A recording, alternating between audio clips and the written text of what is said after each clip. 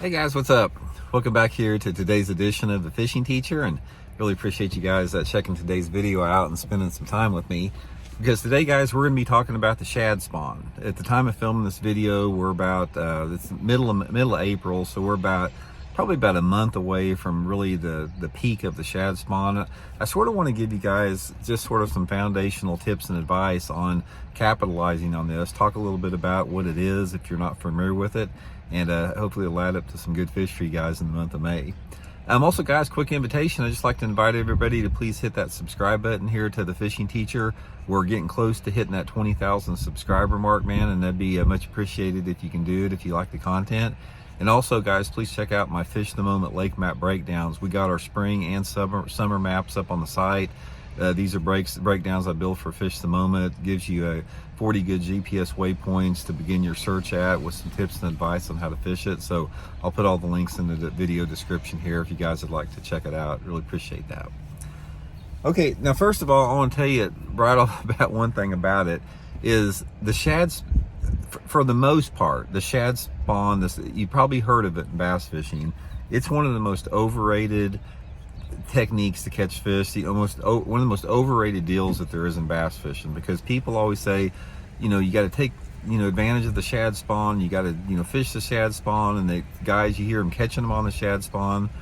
Guys, it's not that easy, because first of all, finding shad spawning is a very random thing. It's like you can't just go out and know where the shad are spawning at. You don't. You find them where they are. Now, most of the time, the shad are going to spawn around some type of cover. They love riprap banks. They love shallow rocky banks. The outside corners of boat docks, they spawn around trees. Usually, they're spawning around some type of an object.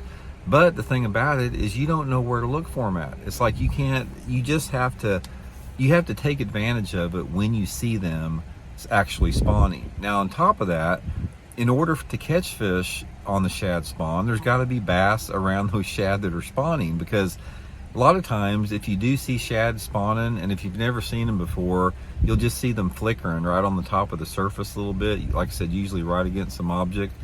And just because you see them there doesn't mean you're going to catch a bass, because there may not be a bass there. But nevertheless, when you do see shad spawning, it's a good idea to take advantage of it, because there are some situations where it's literally a frenzy. There will be a school of bass that are really feeding on this shad spawn, and you may not know how many fish are there. One might come up and grab one once in a while, but there might be more hanging around that area. Now, another thing about it is shad will spawn primarily during low light conditions. So right off the bat, early in the morning or in the evening is the prime time to find this. You don't notice shad spawning near as much during the middle of the day. So a lot of the situations where you hear guys doing well on the shad spawn, they're catching their fish like the first hour or two after daylight, and then it just sort of goes away.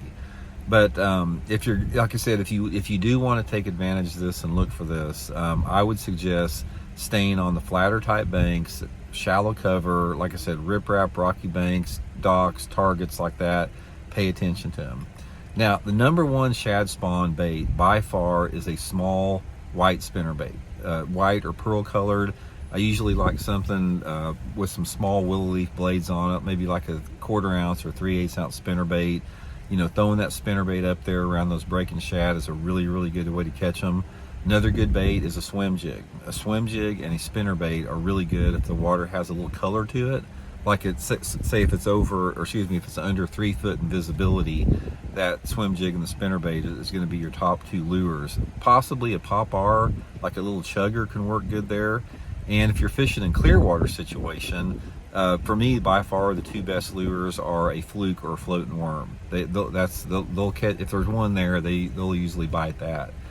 But the main thing is, like, don't feel frustrated if you can't ever do this, because out of all the years I've been bass fishing, and as much as I know about it, it is so random that you can't even count on it. You cannot go out and just say I'm going to go fish a shad spawn today and do that. It's usually just random. Take advantage of it when you see it. And like I said, don't get frustrated if you can't find them or don't catch them doing that, because there's more people like that than actually do. So anyway, guys, quick video. Hope it helps you guys catch a few, and we'll check in later and see it.